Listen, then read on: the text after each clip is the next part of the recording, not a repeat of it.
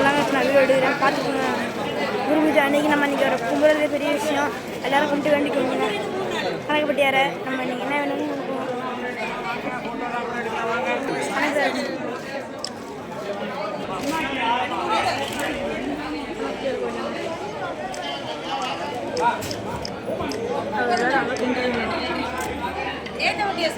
இன்னும் 3 நாளாக அதுக்கா எல்லாரும் கணக்குப்பட்டியாரை என்ன பண்ணுறோமே நடவடிக்கை எப்போ கணக்குப்பட்டியாரை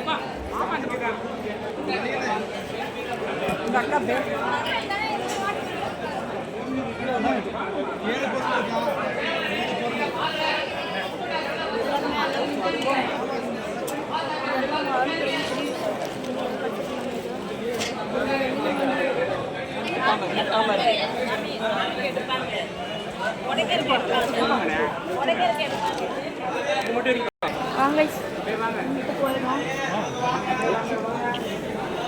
அதுக்கு அண்ணா மட்டுக்காக அரிசிலாம் தந்துருக்காங்க. நீங்கள் வந்தீங்கன்னா அந்த கொடுங்க. அண்ணா மட்டும் யூஸ் ஆகும் அரிசிலாம்.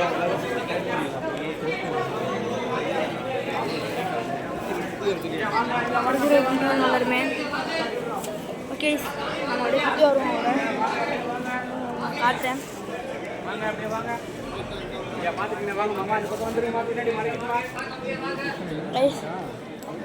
அது பாருங்க.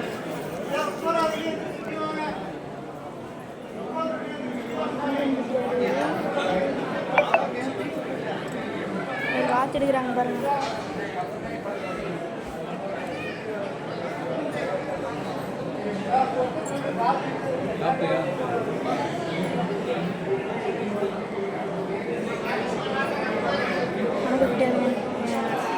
சொல்லியிருப்பேன் பார்த்துக்கோங்க. நீங்கள் என்ன நினைச்சாலும் நீங்கள் என்ன நினைச்சாலும் அது வந்துட்டு நிறைய பேர் இருக்காரு. நினைவு நாள் இன்னைக்கு தான் போட்டிருக்காங்க. ஆனால் இன்னும் இது வந்து நேற்றுன்னு போட்டிருக்கு. 2 நாள் போட்டிருக்காங்க.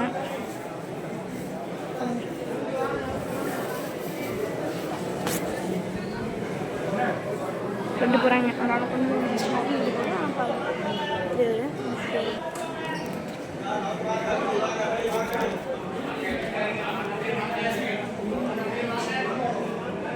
வணக்கம் அம்மா வேணும் நடத்தாங்க.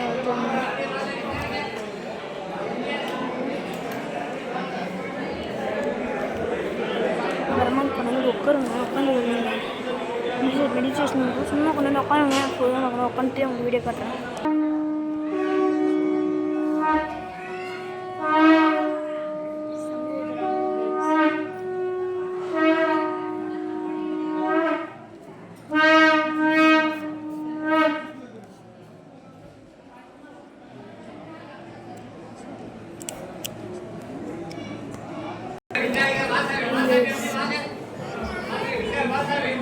இது வணக்கம்பட்டியார் ரோடு. இது உட்காந்து சேரு. இது உட்காந்து சேரு. கணக்கம்பட்டியாரோட வலிங்க சொல்லு. இதுதான் கணக்கம்பட்டியாரோட ஸ்டாச்சு. மேலே கவர் பண்ணி வச்சது. கணக்கம்பட்டியார் வந்து ஊராக போயிட்டு மக்களுக்கு போதனை பண்ண கார் மேலே கவர் பண்ணி வச்சுருக்கோம்.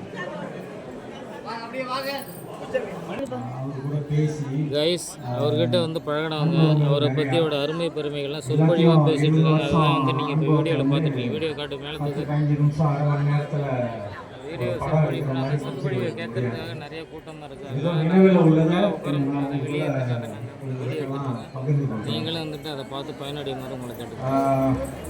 2005 வருஷம் 2005 அப்போ திடீர்னு ஒரு நாள் எழுந்திரிச்சு என் மனைவிக்கிட்ட சொல்கிறேன், நம்மளுக்கு ஒரு குரு தேவை, எங்கே போய் தேடலாம் அந்த குருவை.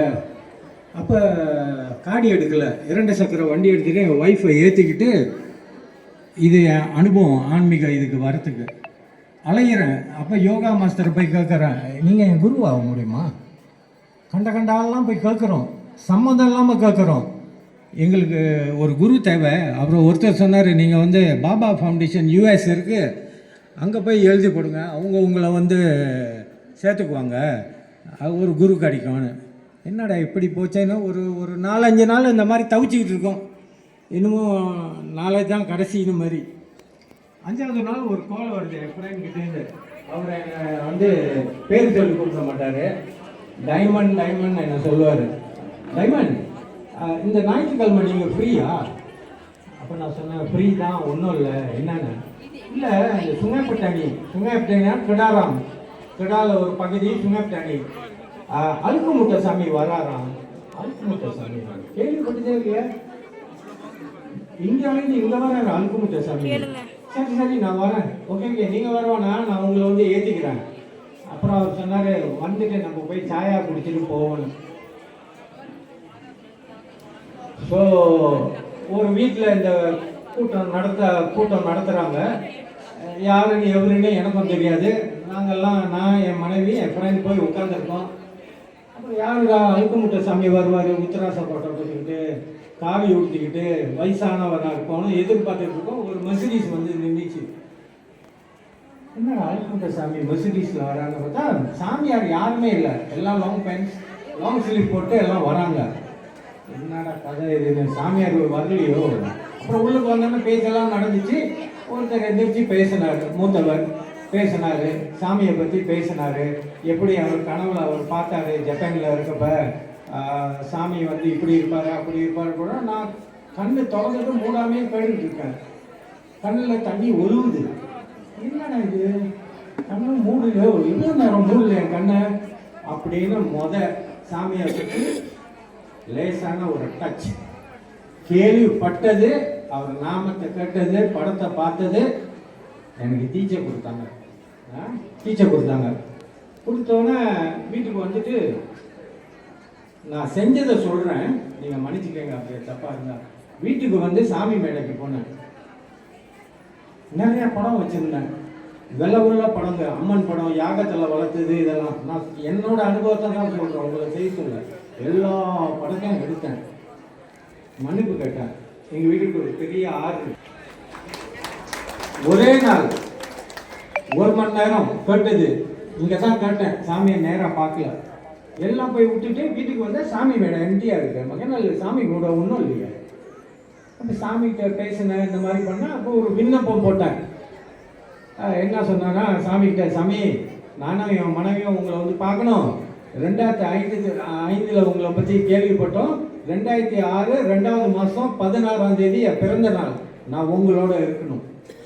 ஒரு விண்ணப்பம். அப்புறம் சில மாதங்கள் எல்லாம் கடந்து டிக்கெட் போட்டாச்சு, எல்லாம் கரெக்டாக வந்துச்சு. நான் என் பிறந்த நாளுக்கு இங்கே வந்துட்டேன். சரி, ஏர்போர்ட்டில் கோலாலம்பூர் ஏர்போர்ட்டில் நான் நடந்துக்கிட்டு இருக்கப்ப என் ட்ரிப் வந்து கொலம்போ ஏர்லைன்ஸ் எடுத்த வாட்டி கோலாலம்பூர் சிங்கப்பூர் கொலம்போலேருந்து சென்னைக்கு வருது. அப்போ அங்கேருந்து பஸ் எடுத்து திருச்சிக்கு வரோம். அப்போ அங்கே நடந்துக்கிட்டு இருக்கப்ப திடீர்னு பார்த்தா என் ஃப்ரெண்ட் ஒருத்தர் வந்தார், ஊருக்கார தான், வியாபாரம் மலேசியாவில். தம்பி எங்கே போகிறீங்க? நான் சொன்னேன், நான் வந்து திருச்சி போயிட்டு அப்படியே கணக்கம்பட்டி போகிறேன். அது எங்கே இருக்குது கணக்கம்பட்டி?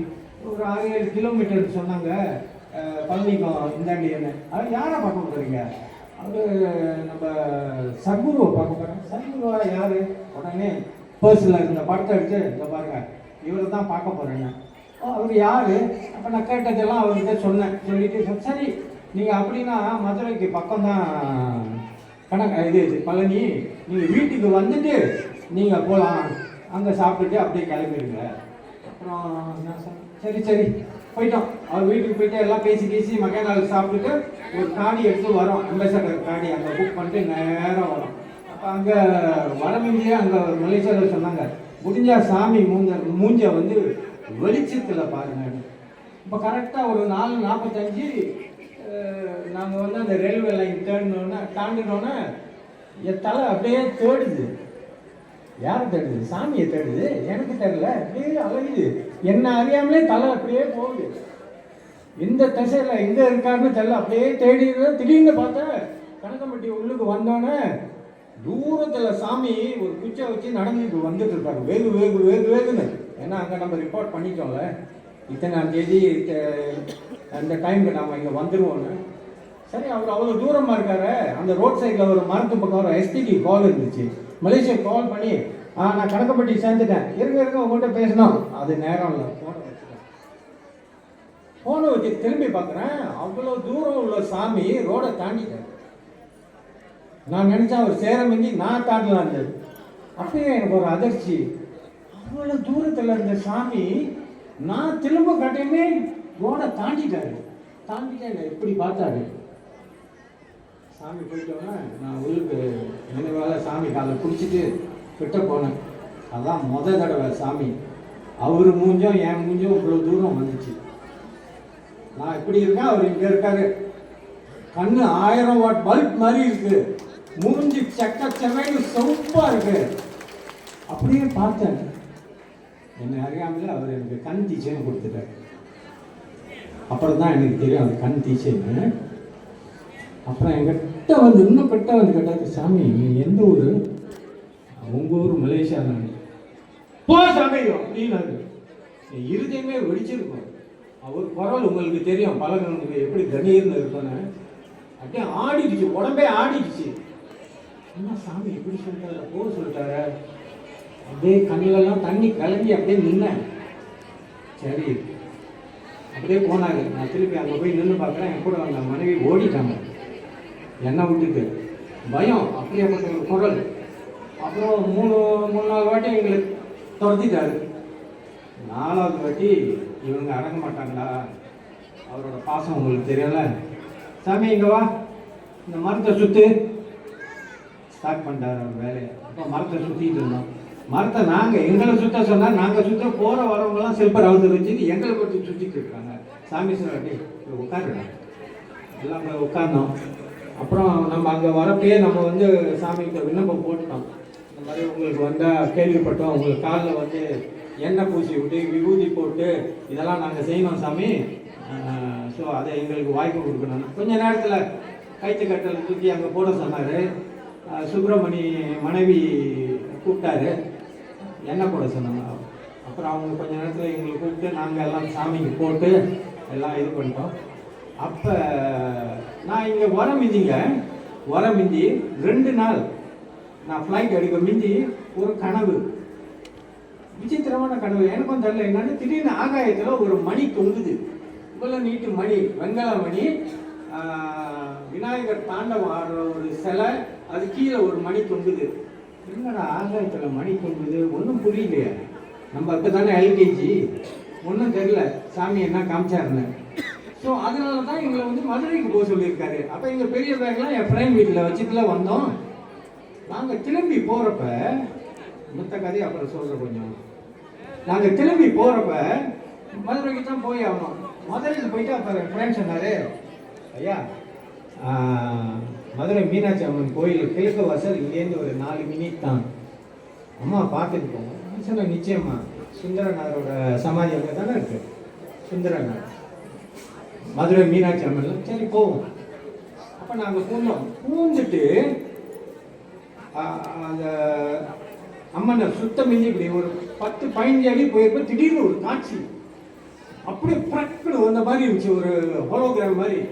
ஒரு சபை நடக்குது, வயசானவங்க ஒரு 10-15 பேர் உட்காந்துருக்காங்க, யாருன்னு தெரியல.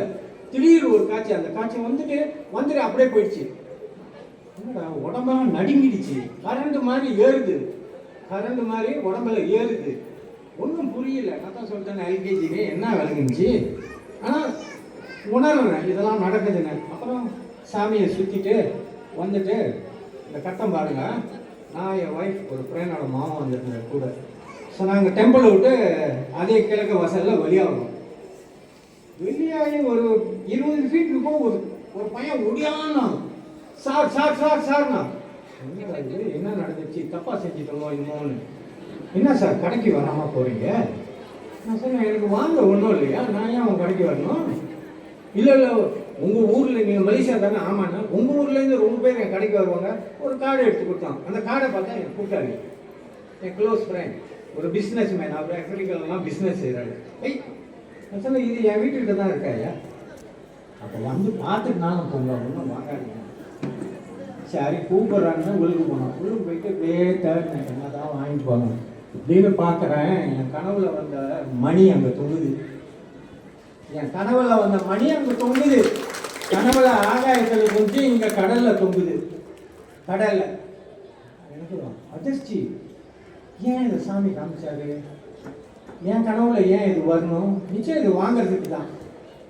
இதை நான் எடுத்துகிட்டு போகணும். சரி, வேலை பேசி எல்லாம் வாங்கிட்டோன்னா நான் மடிச்சிட்டேன்.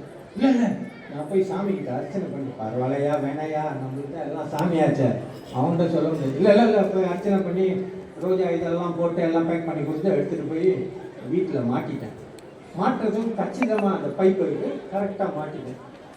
ஸோ அப்புறம் கொஞ்ச நாள் சென்று நான் அந்த வாஸ்துவெல்லாம் படிக்கிறப்ப பார்த்தேன், இந்த மணி படத்தில் வந்துச்சு. என்ன இது என்னென்ன வாஸ்துப்படி உங்கள் வீட்டு மண்ணுக்கு இந்த விநாயகர் தாண்டவம் ஆடுற மணியை மாட்டினா விசேஷம். கேட்காமலே கிடச்சிச்சு பார்த்தீங்களா? இதுதான். ஸோ அடுத்து நான் வந்து கார்பரேட்டில் வேலை செஞ்சேங்க. எம்என்சி மல்டிநேஷ்னல் கம்பெனியில் பல வேலை செஞ்சுருக்கேன் மேனேஜ்மெண்ட் லெவலில். ஆனால் தனிப்பட்ட முறையில் ஒரு 19-18 வயசுலேயே நான் உலக அளவில் வந்து பிராணிகள் வியாபாரம் செஞ்சேன். பிராணினா ஜூ, புலி, பறவைகள், பாம்பு, தவளை, பல ஜாதியான மீன். இது ஒரு விசித்திரமான ஒரு வியாபாரம். அது என் ஹாபினால நான் வந்து அதை வியாபாரமாக செஞ்சேன். அப்போ என் வீட்டில் வந்து ஸ்டாக் வச்சுருப்பேன். இம்போர்ட் பண்ண குருவிலாம் சைடில் கொஞ்சம் இந்த கடைகளுக்கு வியாபாரம் செய்கிறாங்களே அவங்களுக்கு அனுப்ப. ஆனால் பெரும் தொல்லை என்னென்னா எலி தொல்லை. எலி தொல்லைன்னா சில நேரத்தில் நம்ம வாங்குகிற கிளி ஒன்று மலேசியா 5000 வழியாக இருக்கும். அதை கடிச்சு போட்டால் அந்த ஷிப்மெண்ட்டில் உள்ள ஆதாயமே போயிடும். ரைட்டா? அப்புறம் நானும் இது என்னடா இந்த பிரச்சனை தீர்க்கணும்னு நினச்சிக்கிட்டு இப்படியே கூட்டாங்க. இப்போ ஒரு ஃப்ரெண்ட் சொன்னார், தவறுங்களை பாருங்கள் எப்படி இருக்குது சொன்னார். அண்ணே, விஷம் பூசின நெல் இருக்குது, என்கிட்ட 2 பேக்கெட் உங்கள்கிட்ட கொடுக்குறேன், நீங்கள் வீடை சுற்றி தூவி விடுங்க, எலி தொல்லையே இருக்காது. ஸோ நான் போக அந்த 2-3 நாளுங்க தான் சாமியை பார்க்க வரப்ப தூவி விட்டுட்டேன். இரவில் தூவி விட்டுட்டேன். பகலில் காலையில் எழுந்திரிச்சு எக்ஸசைஸ் கூட்டணும். ஏன்னா மற்ற பறவை சாப்பிட்டுச்சுன்னா செத்துருவேன். அதை பாருங்கள், காலையில் மறந்துட்டேன். எலியும் செத்த கிடக்குது. இப்படி திரும்பி பார்க்குறேன், ஒரு 3-4 சிட்டுக்குருவி ரெக்கையை அடிச்சுட்டு சாவுது. பிடிக்குதுங்க என் முழுக்க. என் மனசை உடஞ்சிருச்சு. தப்பு பண்ணிட்டேங்க. கொஞ்ச நேரம் சோம்பேறி வந்து இத்தனை ஆத்மா போகல. என்ன செய்ய முடியாது? சாப்பிட்டுடுச்சு, ஒன்றும் செய்ய முடியாது. ஒரு 5-6 சிட்டுக்குருவி செத்து கிடந்துச்சு. எல்லாத்தையும் அள்ளி போட்டு மன்னிப்பு கேட்டேன். மன்னிப்பு கேட்டு இங்கே வந்தேன். சாமி அப்போ வந்து அவரோட திருவிளையாடலாம் மோஸ்ட்லி மெயின் ரோட் பழைய வீட்டுக்கிட்ட. சாமி வந்து எனக்கு பக்கத்தில் வந்து நின்றுக்கிட்டு, டேய் சாமி, சிட்டுக்குருவி என்கிட்ட என்ன சொன்னிச்சு நான் உன்கிட்ட சொல்லுவா, நான் சுண்டுனா சிட்டுக்குருவி டான்ஸ் பண்ணுவேன். பயந்துட்டேன். அங்கே நடந்தது சாமி அப்படி டக்குன்னு சொல்கிறாங்க. ஒன்றுமே பேசுறதுக்கு ஒன்றும் இல்லை.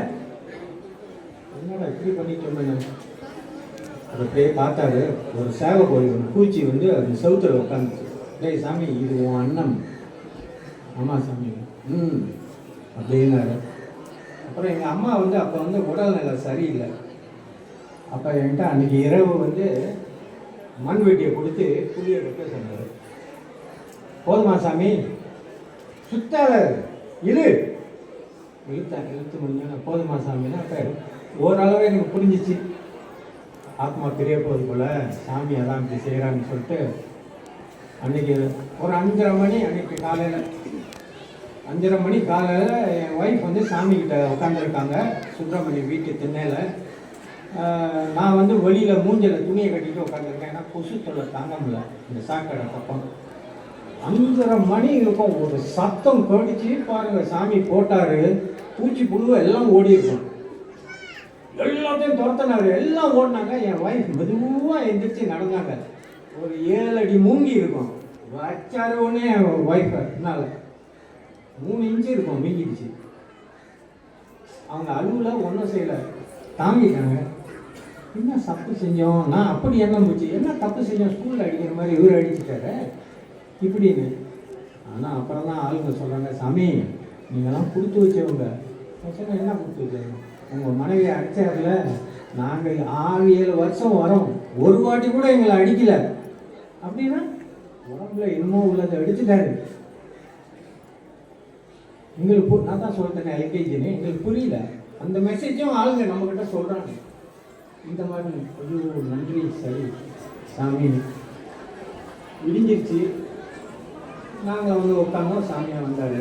இன்னொரு சின்ன ஷார்ட்ஸ் ஒன்று கையில் கட்டி கொடாட்டம் போட்டு அடித்து என்ன பண்ணிட்டு தூக்கி கட்டிட்டு வந்தார். ஒரு போலீஸ்காரர் ஆஃப் டியூட்டி வந்தார். இட்லி சாம்பார் டீ வாங்கிட்டு வந்தார். என்ன சாமி அது? உங்களுக்கு தான் சாமி டிஃபன்னாரு. தூக்கி அங்கே மாட்டு இதை உட்காந்தாரு. நான் வந்த பையனை கூப்பிட்டு கடிச்சேன். டேய் அவனை கேளு, அவன் சாவ வந்தாங்க. எப்படி கேட்குறாரு? அவன் கேட்டான். அந்த ஆள் சொல்கிறாரு, ஆமாம் நான் சாவ தான் வந்தேன். சாமி சிரிச்சாரு. கொஞ்சம் நேரம் சென்று அவர் எந்திரிச்சார். போலீஸ்காரர் எந்திரிச்சார். எங்கே சாமி போகிற? சாமி நான் மலைக்கு போகிறேன். ஏன் மலைக்கு போகிறேன்? நான் சாமி கூப்பிட போகிறேன். டேய் சாமி இங்கே இருக்கண்டா, மலைக்கு என்ன நீ போகிறது போ அப்படின்ட்டாரு. காதல் கிளியராக கடிச்சு சாமி சொன்னது. சாமி இங்கே இருக்கண்டா, என்ன மலைக்கு போகிறது போடா அப்படின்ட்டாரு. போயிட்டான். அந்த விடிய காலையில் வந்து பூசம் டைம் நினைக்கிறேன். காவடியெல்லாம் போணுச்சு. கல்ல எடுத்து அடித்தாரு பாருங்க. சூத்த ஆட்டிக்கிட்டு இடுப்பு ஆட்டிக்கிட்டு போகிறானுங்க. எங்கடா போகிறீங்க? கல்ல எடுத்து காவடி தூக்கணவனை அடித்தோன்னு அவன் ஓடிட்டான் தலை தெறிக்க. இந்த மாதிரி நிறையா விஷயங்கள் நடந்துச்சு. எங்கள் வீட்டில் நடந்த ஒரு விஷயம் நான் சொல்கிறேன். எங்கள் வீடு 4 வீடு, 4 வீடு அங்கே 4 வீடு இங்கே ரோடு, இங்கே ரோடு, இங்கே டபுள் ஸ்டோரி வீடுங்க. எல்லாம் ஃப்ரெண்ட்ஸ் தானே. அந்த இடத்துல நான் ஒருத்தர் தான் இந்தியன், மற்றதெல்லாம் சீனர்கள், வியாபாரிங்க சீனர்கள். வழக்கமாக சில நேரத்தில் இவங்க டயர்டாக இருந்தால் சமைக்க மாட்டாங்க. உங்களை மாதிரி தான் கடையில் ரெஸ்டாரண்ட்டில் போய் சாப்பிட்டுட்டு வருவோம். ஒரு நாள் அந்த மாதிரி வந்தோம். அங்கே ஒரு சீனர் இருக்கார் வியாபாரி. இந்த ரெஸ்டாரண்ட்டுக்கெலாம் வந்து அவர் வந்து இறால் சப்ளை பண்ணுறவர், பணக்காரு. அவர் சாப்பிட்டுட்டு அவருக்கு ஒரு பழக்கம் இருக்குது. எங்கள் வீட்டு முன்னுக்கு அப்படியே வந்து நடந்து சுற்றிட்டு சொல்லுவார். மலாய் மொழியில் எங்கிட்ட சொல்லுவார், இல்லை சீன மொழியில் என்கிட்ட சொல்லுவார். சாப்பிட்டுட்டா கொஞ்சம் நடக்கணும். தினைக்கும் அவருக்கு இது ஒரு பழக்கமாக போச்சு. அன்றைக்கி நாங்கள் குடும்பத்தோடு வெளில போய் சாப்பிட்டுட்டு காடியை வந்து வீட்டு முன்னுக்கு பார்க் பண்ணோன்னே, ஏய் நீ எங்கே போயிட்டு வர? நான் சொன்னேன் சீனாவில் பதில் கொடுத்தேன். ஆனால் அவங்க சொன்னாங்க நான் வெளில போயிட்டு சாப்பிட்டுட்டு வரோம். வீட்டில் யாரும் இல்லையா? இல்லையே எப்போ தானே நாங்கள் வரோம். ஏய் ஏன்னா நம்ம வீட்டில் வந்து போகிறப்ப கதவு சாத்தி போட்டுப்போம். செவ்வறு இருக்குல்ல வெளியில் கேட்டு, உள்கதவு கிரில் இருக்கும். அந்த கிரில் நீங்கள் எல்லாம் வீட்டுகளுக்கு எல்லாம் பார்க்கலாம் நடந்தால் கூட. அவர் நடக்கிறப்ப அவர் சொன்னார் என்கிட்ட, உனக்கு தெரியுமா நான் நடக்கிறப்ப உங்கள் வீட்டில் ஒரு வயசானவர் நடந்துக்கிட்டு இருந்தார். எனக்கு அப்படியே தூக்கி போட்டு நினைச்சேன், யாரா? ஐயோ சாமி ஏன் இப்படி நடந்துச்சு? ஏன்னா வழக்கமாக நாங்கள் எங்கே போனாலும் சாமி கிட்ட நின்று சொல்லிட்டு போவோம், சாமி இது உங்கள் வீடு, நீங்கள் தான் பார்த்துக்கணும். நாங்கள் சாப்பிட போகிறோம், நீங்கள் என்னோட வந்து சாப்பிடுங்க, குடும்பத்தோட சந்தோஷமாக காடி ஓட்டுங்க, சந்தோஷமாக போய்ட்டு சந்தோஷமாக தருவோம். அப்புறம் நீங்கள் நினைப்பீங்க, என்ன சாமி இங்கே இருக்கிற வீடை பார்த்துக்க சொல்கிறான், காடியை ஓட்ட சொல்கிறான், ரெஸ்டாரண்ட்டில் சாப்பிட சொன்னால். அவர் பரம்பொருளுங்க. ஒரே வாட்டி 1000 இடத்துல இருப்பார். அப்புறம் அவரை வந்து எங்கேயும் கூப்பிடலாம். உண்மையா இல்லையா? பரம்பொருள் சாமி பரம்பொருள். உங்களுக்கெல்லாம் புரியுதோ இல்லையோ, எனக்கு உங்களோட சரியான ஆத்திரம். அவர் நின்று சொல்கிறாரு, உட்காருங்க, எந்திரிங்க, நாக்காலே போ. யாருமே செய்ய மாட்டேங்க. நானும் 20 வருஷமாக இங்கே வரேன், அதே தொல்லை தான். ஒழுக்கம் இல்லை. ஒரு கடுவளவு கூட நீங்கள் சாமியை அனுபவிக்க முடியாது ஒழுக்கம் இல்லைன்னா. அதான் உண்மை. நீங்கள் வரலாம், நீங்கள் சாப்பிடலாம், உளுந்து கும்பிடலாம். அவர் செய்யக்கூடாததை ரொம்ப பேர் செய்கிறீங்க. அவர் மாதிரி அடையெல்லாம் போட்டு சட்டை இதெல்லாம் கட்டிக்கிறீங்க. டிசிப்ளின் இல்லை. நெருங்க முடியாது சாமியோட. நீங்கள் அணிவிக்க முடியாது சாமியை. அதைத்தான் நான் சொல்ல வரேன். அணிவிக்கணும்னா மரியாதை மட்டும் எல்லாம் கற்றுக்கணும். ஒரே சொல்ல எந்திரிச்சு அடித்து ஒரே சொல்ல எல்லாம் உட்காரணும். அப்போ தான் நல்ல மாணவனாக இருந்தால் தான் பரிசு கிடைக்கும். சாமி பேச சாமி நிறைய விஷயங்கள் அங்கெல்லாம் நடந்துருக்கு. சாவ போகிறவங்க உசர அண்ணவங்க வேலை செஞ்சுக்கிட்டு வீடு சேவை வந்தவங்க நடந்துக்கிட்டு இந்த மாதிரி சொல்ல போனால் நிறையா இருக்கும் விஷயம்.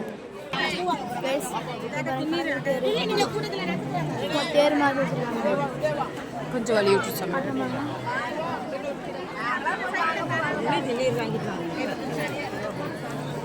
எடுத்த வயசு பண்ணிக்கிட்டாரு நல்லா சிறுவார் நினைக்கிறேன்